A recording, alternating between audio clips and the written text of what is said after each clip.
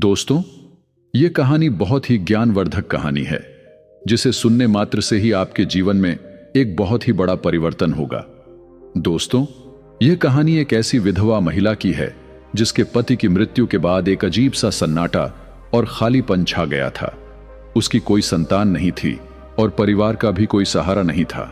दिन भर मेहनत मजदूरी करके वह अपना गुजारा करती, लेकिन रातों को अकेलापन उसे घेर लेता। सरिता का जीवन किसी बोझ जैसा हो गया था। वह सोचती, क्या मेरा जीवन सिर्फ इस अकेलेपन और संघर्ष के लिए बना है? क्या मैं कभी उस सुख और शांति को महसूस कर पाऊंगी जो मुझे पहले मिली थी?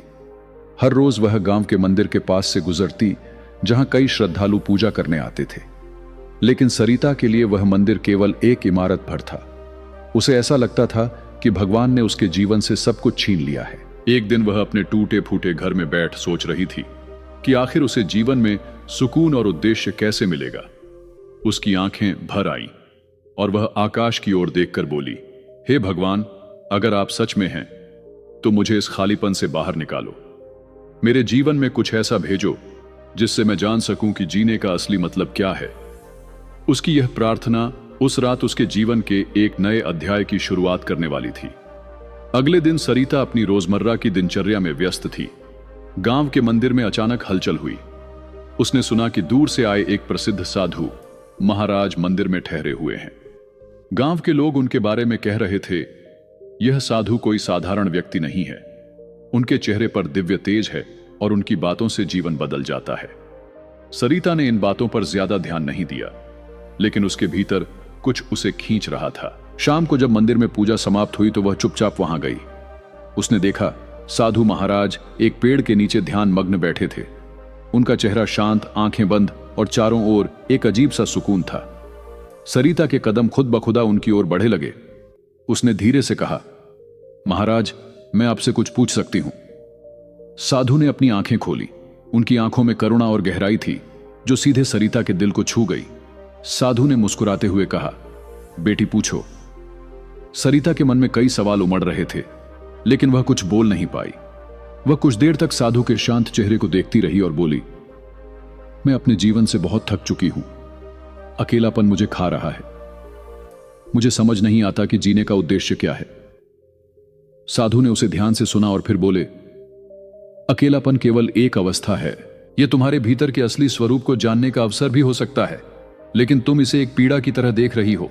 उनकी बातों ने सरिता के मन में हलचल मचा दी। उसने पहली बार महसूस किया कि शायद उसकी परेशानियों का हल इन साधारण दिखने वाले साधु के पास हो सकता है। उस एक मुलाकात ने सरिता के भीतर बदलाव की चाहत जगा दी। सविता उस दिन साधु महाराज से मिलकर घर लौटी, लेकिन उनका शांत चेहरा और करुणामय शब्द उसके मन से हट नहीं रहे थे। उसने रात भर उनकी बातों को याद किया। उनकी आंखों में जो शांति थी वह उसको बेचैन कर रही थी। उसने सोचा, कैसे कोई इतना शांत और संतुलित हो सकता है? उनकी आंखों में ऐसा क्या है जो मुझे अंदर तक खींच रहा है? अगले दिन सरिता फिर से मंदिर गई। उसने साधु महाराज को दूर से देखा जो एक छोटे से चबूतरे पर बैठे हुए ध्यान कर रहे थे। सरिता उनके पास जाने की हिम्मत जुटा रही थी, लेकिन वह रुक गई और उन्हें दूर से देखती रही। वह रोज मंदिर जाने लगी, कभी पूजा के बहाने तो कभी सिर्फ साधु को देखने के लिए। उसने महसूस किया कि वह उनके ज्ञान और शांति की ओर खींचती जा रही थी।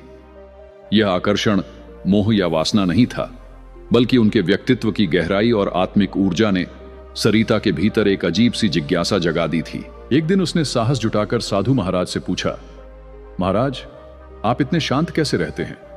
क्या आपको कभी किसी चीज की कमी महसूस नहीं होती? क्या आपके मन में कोई इच्छा नहीं उठती? साधु ने उसकी ओर देखकर कहा, शांति भीतर से आती है बेटी। जब मन मोह और कामना से मुक्त हो जाता है तब सच्चे सुख का अनुभव होता है। उनके यह शब्द सरिता के मन में गूंजने लगे। उसने खुद से पूछा, क्या यह संभव है? क्या मैं भी उस शांति को पा सकती हूं? सरिता का साधु के प्रति आकर्षण और उनकी बातों को समझने की चाह और गहरी होती गई। वह उनकी उपस्थिति में एक अजीब सी सुकून महसूस करती थी और हर दिन उनसे कुछ सीखने की कोशिश करती थी। कुछ दिनों तक साधु महाराज से मिलते जुलते हुए सरिता के मन में हिम्मत बढ़ी। एक दिन उसने साधु से अपने दिल की बात कहने का निर्णय लिया। वह मंदिर गई और उनके सामने बैठकर धीरे धीरे बोली, महाराज, मैं आपसे कुछ कहना चाहती हूं। मेरे मन में कई सवाल हैं जो मुझे परेशान कर रहे हैं। साधु ने शांत स्वर में कहा। पूछो बेटी, जो भी प्रश्न तुम्हारे मन को बोझिल कर रहे हैं उन्हें बाहर निकाल दो। सरिता ने झिझकते हुए कहा। महाराज, मैं अपने अकेलेपन से बहुत थक चुकी हूं। मुझे लगता है कि आप ही वह व्यक्ति हैं जो मेरे जीवन के खालीपन को भर सकते हैं।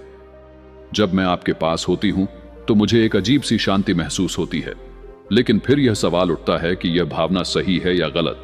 क्या यह मोह है? क्या मैं पाप कर रही हूं? साधु ने कुछ देर मौन रहकर उसकी बात सुनी और फिर बोले, बेटी, तुम्हारे मन में जो आकर्षण है वह स्वाभाविक है, लेकिन यह समझना जरूरी है कि यह मोह और कामना की एक अवस्था है। यह अस्थायी है और समय के साथ बदल जाएगी। मनुष्य का स्वभाव है बाहरी चीजों में सुख और शांति ढूंढना, लेकिन सच्चा सुख भीतर से आता है। सविता ने पूछा, लेकिन महाराज, यदि मोह और कामना अस्थायी हैं तो इन्हें क्यों महसूस होता है? क्या यह जीवन का हिस्सा नहीं है? साधु मुस्कुराए और बोले, कामना और मोह जीवन का हिस्सा है, लेकिन वे हमें सच्ची शांति नहीं दे सकते। यह ऐसे है जैसे तुम प्यास बुझाने के लिए खारे पानी का सहारा लो। वह पानी तुम्हारी प्यास को बढ़ाएगा, ना कि उसे मिटाएगा। सच्ची शांति तभी मिलते हैं जब तुम अपने भीतर के स्रोत को पहचानो। लेकिन फिर सरिता ने फिर सवाल किया, क्या यह संभव है कि कोई अपनी इच्छाओं को पूरी तरह त्याग दे? आप भी तो कभी मेरे जैसे ही थे। आपने यह शांति कैसे पाई? साधु ने उत्तर दिया, त्याग का अर्थ इच्छाओं को दबाना नहीं है, बल्कि उनके स्वभाव को समझना है। जब तुम्हें यह एहसास हो जाएगा कि इच्छाएं केवल भ्रम है, तब वे स्वतः ही तुम्हारे जीवन से समाप्त हो जाएंगी। जैसे दीपक के जलने से अंधकार मिट जाता है, वैसे ही आत्मा का ज्ञान पाकर मोह और वासना का अंधकार खत्म हो जाता है। सरिता इन बातों से थोड़ी परेशान भी हुई और सोचने पर मजबूर भी। उसे महसूस हुआ कि उसके भीतर जो बेचैनी थी वह केवल बाहरी चीजों से संतुष्टि पाने की चाहत थी, लेकिन क्या वह इस सच्चाई को पूरी तरह समझ पाएगी? यह सवाल अब भी उसके मन में गूंज रहा था। सरिता ने साधु महाराज की बातों को गहराई से सोचना शुरू किया। उनके शब्द उसके मन में बार बार गूंज रहे थे। सच्चा आनंद तुम्हारे भीतर है, इसे बाहर मत ढूंढो। उस रात उसने अपने जीवन पर विचार किया। उसने खुद से पूछा, मैं इतने समय से किस चीज की तलाश कर रही हूं? क्या वह शांति जिसे मैं साधु महाराज में देखती हूं मेरे भीतर नहीं हो सकती? अगले दिन सरिता ने मंदिर जाकर साधु से कहा, महाराज, आपने कहा कि सच्चा सुख मेरे भीतर है, लेकिन मुझे समझ नहीं आता कि मैं इसे कैसे महसूस करूं। मैं हमेशा बाहरी चीजों में इसे ढूंढती रही हूं। क्या आप मुझे कोई मार्ग दिखा सकते हैं? साधु मुस्कुराए और बोले, बेटी, आत्मा का सुख पाने के लिए सबसे पहले मन को स्थिर करना जरूरी है। ध्यान और आत्मनिरीक्षण तुम्हें इस मार्ग पर ले जाएंगे। बाहरी संसार की चंचलता से मुक्त होकर जब तुम अपने भीतर झांकोगी, तब तुम उस आनंद को महसूस करोगी जो सदा से तुम्हारे पास था। सरिता ने साधु की सलाह मानी। उसने धीरे धीरे ध्यान और साधना शुरू की। शुरुआत में उसका मन भटकता रहा, लेकिन समय के साथ उसने अपने भीतर की शांति को महसूस करना शुरू किया। एक दिन ध्यान करते हुए सविता को ऐसा महसूस हुआ जैसे उसका मन सारी चिंताओं और इच्छाओं से मुक्त हो गया हो। उसे समझ आया कि वह जिस खालीपन को भरने की कोशिश कर रही थी वह दरअसल उसके मन का भ्रम था।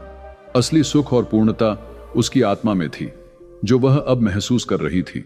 वह साधु के पास गई और बोली, महाराज, मैं अब समझ गई कि जो आनंद मैं बाहर ढूंढ रही थी वह मेरे भीतर था। मैंने इसे पहली बार महसूस किया है। साधु ने कहा, बेटी, यही आत्मज्ञान है। अब इसे स्थिर रखने का अभ्यास करो। जब तुम्हारा मन मोह और वासना से ऊपर उठेगा, तभी तुम सच्ची शांति और पूर्णता का अनुभव करोगी। सविता ने साधु के चरणों में प्रणाम किया। वह अब एक नई दृष्टि और नई ऊर्जा के साथ अपने जीवन को जीने के लिए तैयार थी। उसने जाना कि बाहरी मोह और इच्छाएं अस्थायी हैं और सच्चा आनंद आत्मा के भीतर छिपा हुआ है। सरिता के जीवन में अब सब कुछ बदल चुका था। वह अब अपने अकेलेपन को अभिशाप नहीं, बल्कि अपनी सबसे बड़ी शक्ति मानने लगी थी। उसे समझ आ गया था कि जीवन की कठिनाइयों और खालीपन को बाहरी चीजों से भरने का प्रयास केवल अस्थायी समाधान है। असली समाधान भीतर है, आत्मा में है। सरिता पहले की तरह बेचैन नहीं रहती थी। उसने अपने भीतर के आनंद को महसूस करना सीख लिया था। उसने ध्यान और साधना को अपनी दिनचर्या का हिस्सा बना लिया। अब वह दूसरों की मदद करने और करुणा का अभ्यास करने में अपनी खुशी ढूंढने लगी थी। एक दिन गांव के कुछ लोग उससे मिलने आए और उसकी शांति और सुकून से प्रेरित होकर पूछा, सरिता, तुम्हारे जीवन में यह बदलाव कैसे आया? पहले तुम इतनी परेशान रहती थी और अब तुम्हारे चेहरे पर ऐसी शांति कैसे? सरिता ने मुस्कुराते हुए कहा, मुझे समझ आ गया है कि मोह और वासना हमें केवल क्षणिक सुख देते हैं। सच्चा सुख और शांति तब मिलती है जब हम अपने भीतर की आत्मा को पहचानते हैं। मैंने इसे साधु महाराज की कृपा से सीखा है। जब तक हम बाहर सुख ढूंढते रहेंगे, हमारा मन बेचैन रहेगा, लेकिन जैसे ही हम अपनी आत्मा को जान लेंगे, सब कुछ बदल जाएगा। उसके शब्दों ने सुनने वालों को गहरी प्रेरणा दी। सरिता अब केवल अपने लिए नहीं, बल्कि दूसरों को भी जीवन का सच्चा मार्ग दिखाने का प्रयास करने लगी। कहानी का अंत इस संदेश के साथ हुआ, मोह और वासना संसार के बंधन हैं जो मनुष्य को बेचैन करते हैं। आत्मज्ञान ही इन बंधनों से मुक्ति और सच्ची शांति का मार्ग है। जब हम अपने भीतर झांकते हैं, तब हमें सच्चा आनंद मिलता है। जीवन की चुनौतियों को स्वीकार करके और आत्मा की शक्ति को पहचान कर हम एक पूर्ण और शांतिपूर्ण जीवन जी सकते हैं। तो मित्रों, आपको कैसी लगी ये कहानी? हमें कमेंट करके जरूर बताएं और कमेंट में जय श्री कृष्ण जरूर लिखें। धन्यवाद।